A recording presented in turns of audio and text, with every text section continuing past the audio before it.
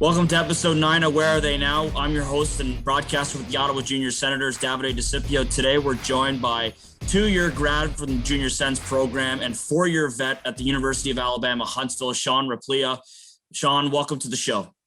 Yeah, it's great to be on. Thanks for having me. So Sean, let's go way back to a young yourself in Sayreville, New Jersey. Where did you learn to play the game of hockey? Yeah, so I started skating at 4. My dad got me on skates right away. So we would go to, they have the public skates, and he would just put me in gear head to toe. I would go around, really had no fear of falling. I started at a local rink here in Old Bridge, New Jersey. And from there, it just stuck. I played for as long as I could remember. I feel like I was skating before I was walking almost. So that's where things started for me.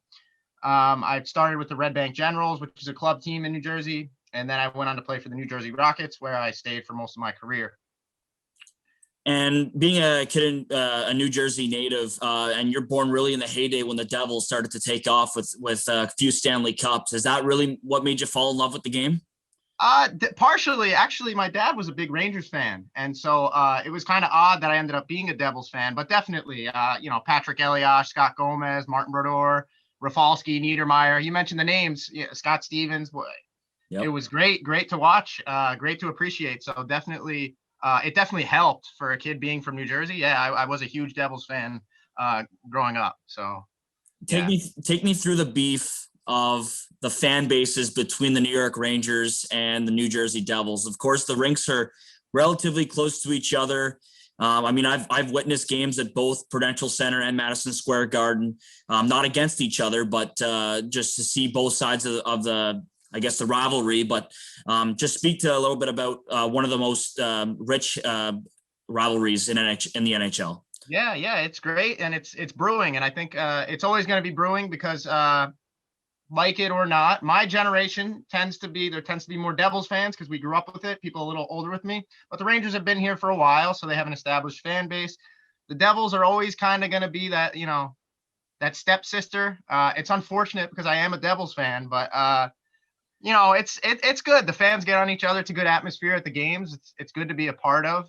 If you're at the Prudential Center, there's always a lot of blue there if the Rangers are playing. If you go to the Garden, you don't see as much red, and that's just the nature of the beast. But I really enjoy it. I like that the Devils are considered the underdog, or the stepsister. So it's a good rivalry, definitely. Yeah, it's a team that's certainly on the rise in that division. Of course, this year doesn't really help. With the amount of competition in that East Division. Yeah, well, I know they had COVID for a while. Unfortunately, I haven't been able to follow as closely this year with the, recently getting jobs and just a whole lot going on. But I still do look, as much as I can. I know they got Jack Hughes still, Subban. I'm not so sure about Subban anymore, but I know he's still there. Yeah. Beauty. So, growing up, really, USA Hockey has evolved, and of course, gold medals at the World Juniors has really helped the foundation, and of course, teams and markets all across. But New York and New Jersey has relatively been hockey-driven states. Just really speak to the upbringing in USA Hockey programs, and especially you mentioned playing for majority of your junior career or minor hockey career with the New Jersey Rockets. Yeah, so hockey, it's definitely a growing game. In the era, USA Hockey's doing great things. They're out at rinks and they're pushing what they can. They're involved with their coaches. I'm starting to see it now on the coaching side. They push all information to coaches. It's good stuff. They have all kinds of seminars to help coach. So they're really trying to push it. And as you said, New Jersey and New York, it's not Massachusetts or Minnesota, but there's enough talent here that there's a lot of hockey players here, more than other areas. And so, sorry, I forgot the second part of the question. I apologize. How have you really seen that really help or playing with the New Jersey Rockets minor hockey organization, and where that led you to open up doors to play junior in Canada? Yeah. So right. So the New Jersey Rockets, they've been a pretty strong. They've fallen off a little bit recently, but going back before I was there, they were really one of the powerhouses in New Jersey. Now there's more hockey. With that, it's gotten a little more watered down, but it's definitely good. The game's growing, like I said before. Mm-hmm. But the New Jersey Rockets, I had a couple coaches that really helped me kind of take those steps and make those jumps. I think the most important thing with the Rockets was that I never was rushed. I only played 2 years in Ottawa, right? But I didn't rush. If I would have played 17 juniors at 17 or 16 or whatever the case might have been, I wouldn't have really developed. So the New Jersey Rockets, they allowed me to develop. A couple of coaches in mind, Rob Broderick I played for, and another coach by the name of Jim Dyer. They really played an integral part in developing me as a player and helping me reach my goals, eventually with Ottawa and eventually Huntsville. So. And you mentioned not wanting to rush yourself into junior hockey. And of course, it's a big step playing against guys 3 or 4 years older than you, sometimes even 5 years older than you. But you played a couple of years for your high school hockey, and high school hockey and really high school sports in the States is bigger than they are here north of the border. But you had 30 points in 14 games, and I guess you would call it your senior season of high school hockey. And how really would you compare or how big of a stepping stone was that high school hockey for you to play on the side to your club team? So it was high school hockey. I would say it's a little bit thinner. It's a little bit more top heavy. It's not as big as club hockey. I know it might be a bigger kind of thing than in Canada, or I'm not even sure what it looks like in Canada, but it was good for me. It was competitive. I was able to play again right away. I went into a high school, St. Joe's High School, which is again where I'm the assistant coach at, and the coach there was very helpful. He gave me confidence again. His name's Ryan Carter, so I coach with him right now. Again, he's helped me. Even I'm seeing it now as a coach. But when I was there, believe it or not, I played forward until I was in 10th grade, and so high school wasn't. It was good hockey, but it wasn't quite the level that club usually was. It allowed me to build confidence on defense, see what I could do on defense, and then I eventually decided, hey, when I play with my club team or my AAA team, I'm going to try defense. And it was just, I never would have tried defense. So it actually played a big role, believe it or not. Very cool. And now before we went on the air, we talked a little bit about your recruiting process to the Ottawa Junior Senators. And it was now current Hawkesbury Hawks head coach, Rick Dorval, who you're actually having the meetings with. You were just saying prior to this interview that wanted to recruit you in Ottawa, but I want to pass it over to you to tell our listeners about the recruiting process and what ended up letting you choose to come to the CCHL and to come to the Ottawa Junior Senators. So again, it started with me. I wanted to be somewhere I could play and have an impact, and somewhere I felt I could play a lot. To be honest, I didn't know a ton about the CCHL, but my Rockets coach, Rob Broderick, kind of connected with Rick Dorval. And in January of that new year, the year before, January of 2014, so the year before I came, me and a couple of my teammates from the Rockets had a chance to come up and skate. So we skated with Dorval. We got a taste of it, see what it was like. I thought, okay, this is great. I tried to stay in contact as best I could. And obviously there was a changing of the guard. Marty came in. And so I remember my coach Broderick, he was reaching out to Marty and just doing the best he can. He was trying to get me probably a contract before I tried out, but I still ended up without a contract until I went to try out. And after a couple of days of tryouts, I was fortunate enough that they offered me the contract. To be honest, I didn't really have a plan B. I kind of knew that was where I wanted to be. It was close enough to home, and I knew the travel wasn't too bad. I knew Ottawa was a great city. It's a capital city. Mm-hmm. Whereas if I went and played in the North American League, you'd be on crazy bus trips or stuff like that. And it just really didn't seem like something I wanted to do. Lo and behold, once I ended up at Huntsville, we ended up on long bus trips anyway. So kind of funny how it works out. But with Ottawa, I knew what I was getting into, and I knew I could do school online part-time, at least build towards something. And, it wouldn't be too hectic of a travel schedule. So there were definitely a lot of things that sold me on Ottawa. Of course, their track record was huge too. So. And was it how big of a culture shock was it for you? Of course, coming to a new country, to a new city, and especially a city with two primary languages. How tough was that for you off the ice? Yeah, well, I remember. So when I first came in, I ended up living in Russell with Nora Martell and Daryl Campbell, and a great family. Maybe you know them. But my roommate was primarily French, and that was fine with me. It was a little intimidating, but and then the other guy, Alex Savard, was our goalie. So it was David Chevrier, who I lived with, and then Alex Savard lived 5 minutes away. So we would always hang out. And I remember one of the first nights we hung out, we were driving somewhere and I was sitting in the back. Those two were speaking French in the front. And I was just like, oh man, I just probably look like some, I don't know. I didn't know. It was definitely intimidating. It was definitely intimidating is what I'm trying to say.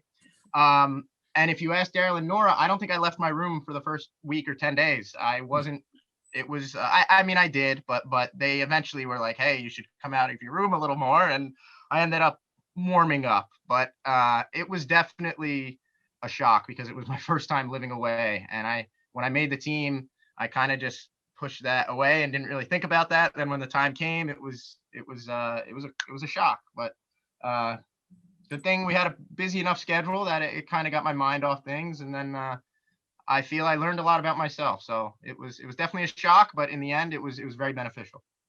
And I mentioned the off the ice sort of things, but on the ice, what was one of the biggest things transition wise?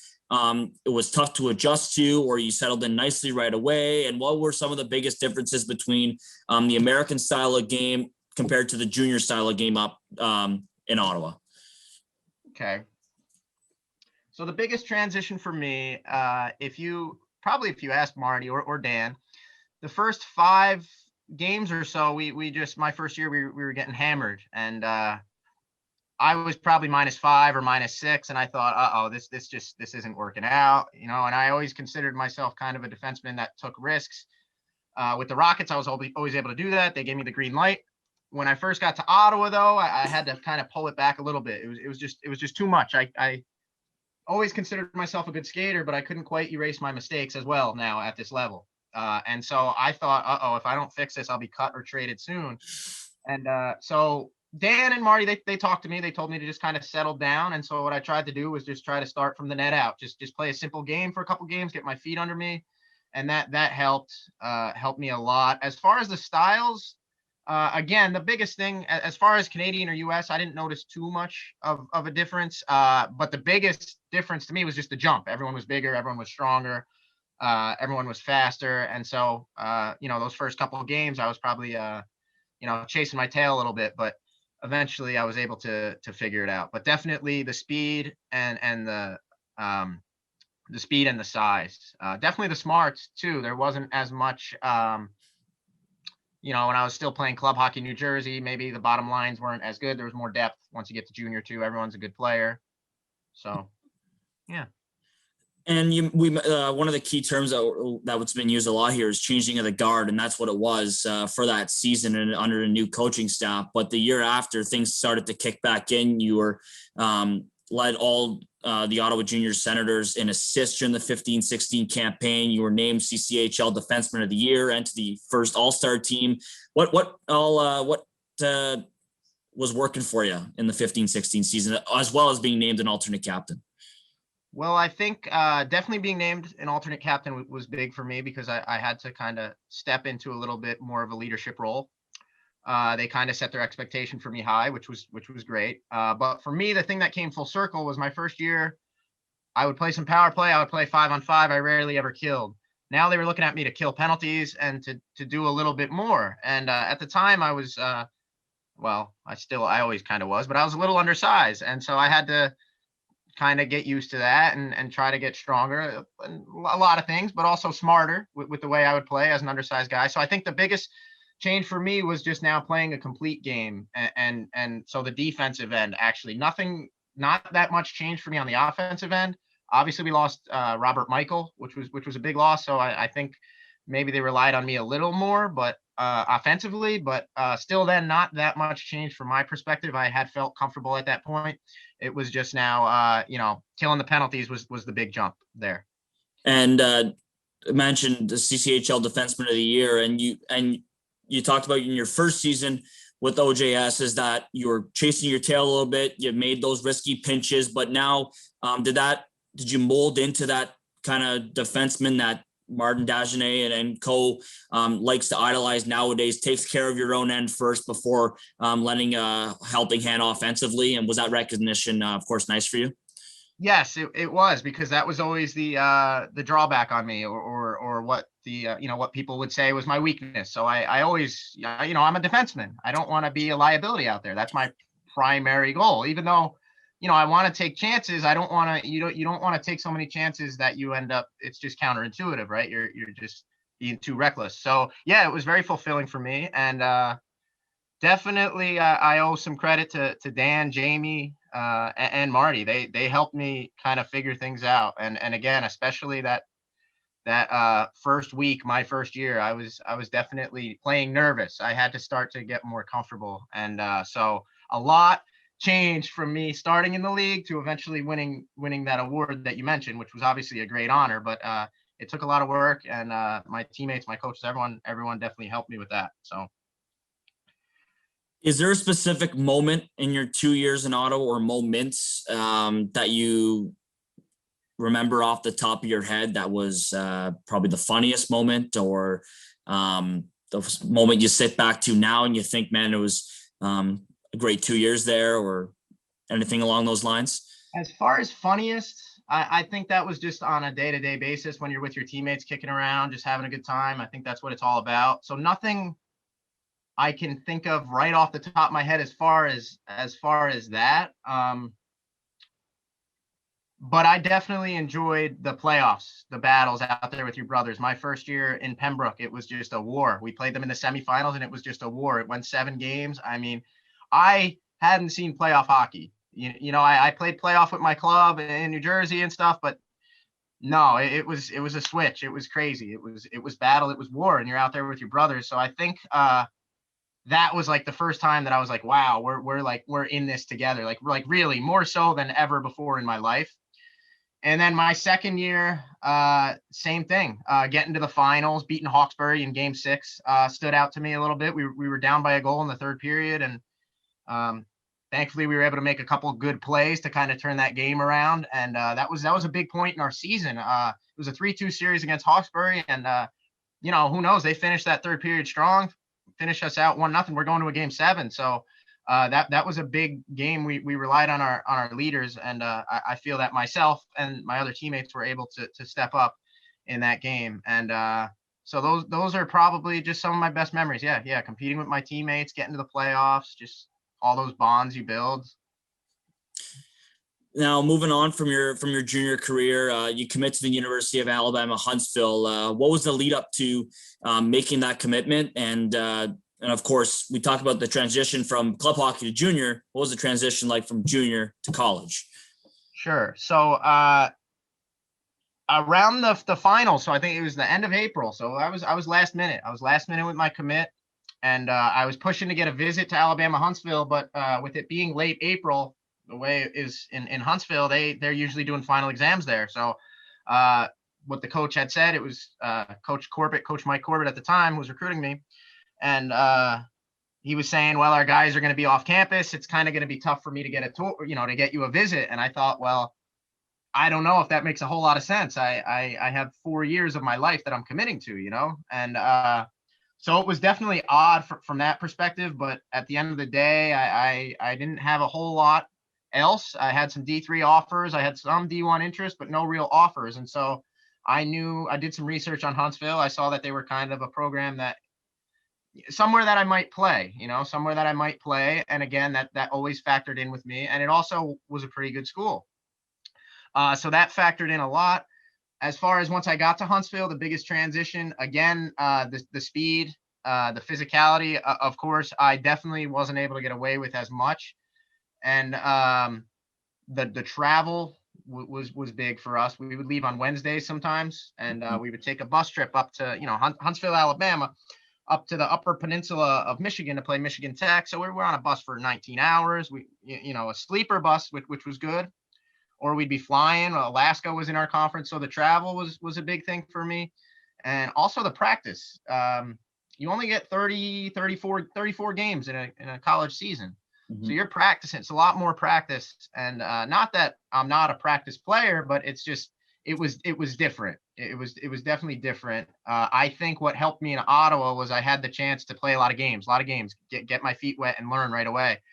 In Huntsville, I didn't play. I played 34 games my college career, which I'm very thankful for. But I think if it was maybe more games, I think I would have maybe developed a little bit better that way. But That's just not the way NCAA works. And obviously there's not as much room for error. In a 62 game, junior season, you can start 0-5 and be okay. In college, if you start 0-5, that's a higher percentage of your schedule. So getting used to more practice time, fewer games, the travel, the schedule of keeping up with your studies while you're traveling. It was daunting actually my freshman year. And but I definitely did enjoy my time in Huntsville though.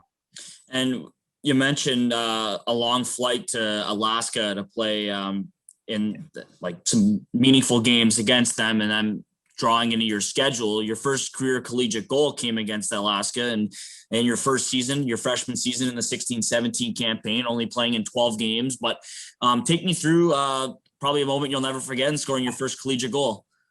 So I gotta laugh because we were up by a goal late, and there was about a minute and a half left, maybe around that.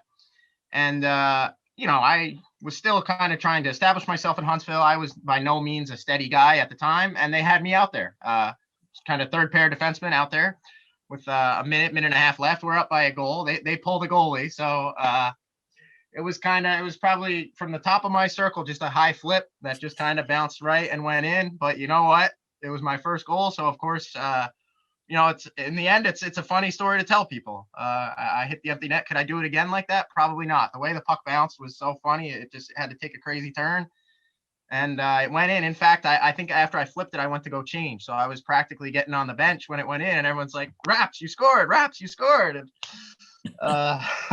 but something I'll never forget. And you go on. You don't end up playing in the 17-18 season.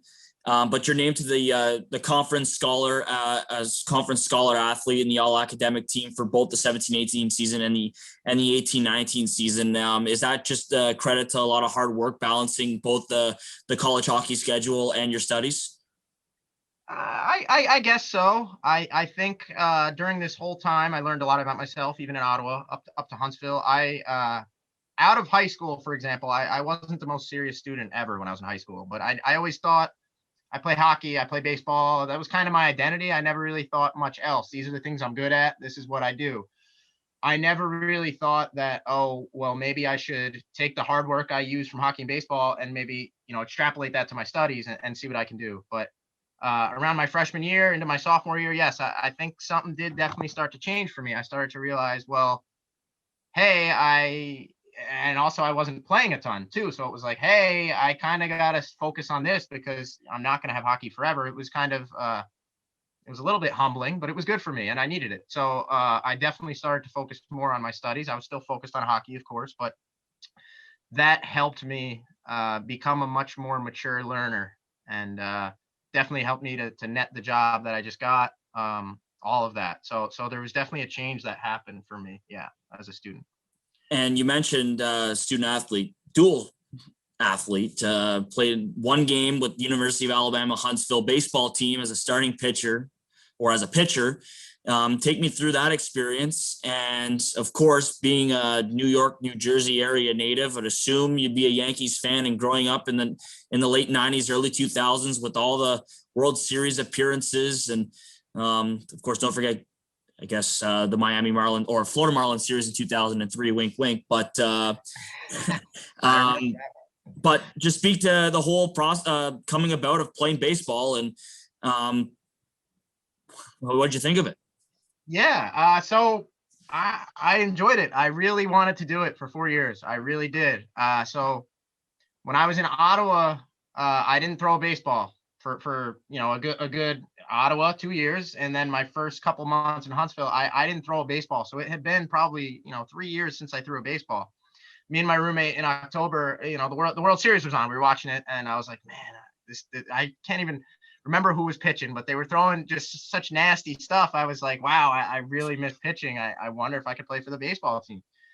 And so fast, I started throwing a little bit. I asked my dad, I said, hey, could you send my glove down to Huntsville? I just want to mess around, see what I could do. So I was throwing with my roommates, and eventually once hockey season ended, I asked my head coach, my hockey coach, if he was okay with it. And he gave me the green light. He was a baseball guy himself. So he really had no problem with it. And so I went, I threw a bullpen for the baseball team, and they they really liked me. So they took me. Unfortunately, I was still not really where I wanted to be as far as I hadn't thrown for 3 years. So it was a little bit of an uphill battle. So some things came back, but I really wish I would have had more time. So like our spring schedule for hockey was pretty hectic. We would do weights or conditioning Monday, Tuesday, Wednesday, Thursday, Friday. So then to go play baseball after that was just, it was a lot. And to be lifting heavy weights in the gym with hockey and then to go throw, it kind of didn't really, didn't make it easy for me. And so I didn't end up sticking with it, but I really did enjoy the experience. And I would have loved to do it, but it just would have been too much. And I really appreciate the baseball team welcoming me in there with open arms. And yeah, just unfortunately it was too much for 4 years. And you mentioned like the weights and the conditioning, and you think that being an athlete, it'd all be the same. But, and if you recall watching The Last Dance, when Michael Jordan made that transition from basketball to baseball and then tried to go from baseball back to hockey, his body really caught up to him and saying, I'm in baseball training mode. And I'm sure you must have felt the same way from hockey conditioning, where you're probably doing a lot more legs and the upper body, where baseball is a little bit of everything. Yeah, so and that's exactly it. Baseball, I remember even in my high school days, they would have us running. That would be our thing. We'd throw, we'd run, we'd do core. That would be it. We might do some pitchers fielding practice, some bunts, stuff like that. But that's really it. So it's totally different. You don't have to be really that strong upper body wise. You don't really want to be too big really or restrictive. So what we would do is if on a Friday, let's say at 6, we would do our morning weights, and then I'd have a baseball game in the afternoon or whatever it would be. So my muscles would just feel like tight, I guess. And pitching, I feel like you kind of need to stretch those muscles. And I just felt it wasn't really mixing well. And my arm was starting to bug me. Plus I hadn't thrown in 3 years. I was getting tired after 10 pitches. I used to be able to throw 115 pitches and be fine. And now all of a sudden my arm was gone, felt like I had nothing left. So it was frustrating, but I did want to stick with it. But again, I just couldn't. It was too difficult. Like you said, the training is different and kind of contradictory in some ways even. So it just didn't work out. All right. So Sean, you wrap up 4 years at University of Alabama, Huntsville, and now you see yourself post playing career. Where do we find you now, and what's going on in the life of Sean Rappleyea? Yeah. So I just got back from Huntsville in early December. I moved back in at home in Sayreville for now, and I was able to find a teaching job. I figured I'd be substituting, just kind of finding odd jobs. I managed to find a full-time job right away, which was great. So right now I'm teaching at St. Rose High School. It's about 30 minutes from my house. It's in Belmar, New Jersey, and I'm teaching high school math. So I'm not sure. I think 19-year-old me, the kid who moved to Ottawa, I think he'd be pretty happy actually to see where I've come, or shocked and scared. I'm not sure, but so I'm doing that, and I'm also coaching my former high school. I'm the assistant coach. It would be great to maybe be the head coach at some point, but I'm the assistant coach right now, St. Joseph High School. So we just wrapped up our season actually last Friday, and so that's where I'm at right now, working, teaching, and just trying to find my way still, but living at home for now, hopefully moving out at some point, but enjoying what I got right now, that's for sure. And Sean, before we wrap up, the University of Alabama Huntsville's hockey program about a year ago now announced that it would be ceasing operations as you were on the way out, but a number of alumni, including current Ottawa Junior Senators assistant coach Ben Reinhardt, who was alumni of the program, and a bunch of other alumni decided to help out and pinch in, and it caught national news that to save the program. And of course, now they're back up and running. Of course, many alumni of the CCHL are currently on the UAH roster, and speak to how, of course, it went from folding to back like it never left. Yeah, it's amazing what the hockey world does, right? Everyone just kind of came together. It was great to see because as far as my playing days in Huntsville, of course, I would have liked to play more, but it's bigger than that. And there were so many great connections I made, and I want to see that program stick around. I want to see that program be successful. So it was just great to see. They got some work to do. They definitely have some work to do, but I think they're in the right direction. I believe there were some issues with they didn't exactly have hockey people maybe at the top, but I think from what I understand, they're trying to get some alumni, a board of alumni to come together and kind of make some of the hockey decisions. Mhm. Because Huntsville, Alabama, there is a good following for hockey, but let's not kid ourselves. It's nothing like Ottawa or even New Jersey. They do fine. And there's some people in seats, but I think they got their work cut out for them, but I'm really glad to see the program stayed. I think it needs to be there. So I think if they market things right, they can recruit some talent down there. They have to find a conference. That's their next battle. But just right now, just seeing that the program is still there, I was very upset because I felt like I wasn't sure COVID was the reason. They originally cut the program and the tennis program, oddly enough, saying that COVID was the reason. And so a lot of people were upset about that, but just a nice story. Hopefully they can keep the program going for a long period of time, because I know before I got there, I want to say maybe 2011, they had a similar kind of issue. So just good to see the hockey world come together. I know Cam Talbot donated. He's another alum. I saw Patrick Kane on the list. It was cool to see some of the names. All right, Sean, before we wrap up, it's that time of the podcast where I turn it over to you to shout anybody out, whether equipment staff, training staff, volunteers with the Ottawa Junior Senators organization, teammates, coaching staff, just to reflect on your 2 years in Ottawa. Yeah, so I'll start at the top. Obviously, Marty and Dan for bringing me in. Jamie, Sean Smith was there when I started. All those guys. I mentioned Nora Martell and Daryl Campbell for opening their home to me. Our trainer at the time was Jerry Savage. He was a great guy to have in the locker room, good personality. Going down the list, Rose, she's one of the biggest supporters. I'm sure she still is. I hope she's doing well. And now getting into players, Alex Savard I got very close with him while I was there. Dan Siracco. Let's see some of the other guys. Matt Cruikshank, I was around for a little bit. Yeah, he was there that was the first year. So all those guys, yeah. And I'm trying to rack my brain now. Jody Sullivan, who we traded for in my second year, Luke McCaw, Mitchell Gibson, all those guys. So I could go down the list forever. There's so many great connections I've made. And the funny thing is, if I called any of them right now, they'd probably pick up and talk to me. So that's the most important thing. All right, Sean, thank you so much for taking the time. Best of luck in your new,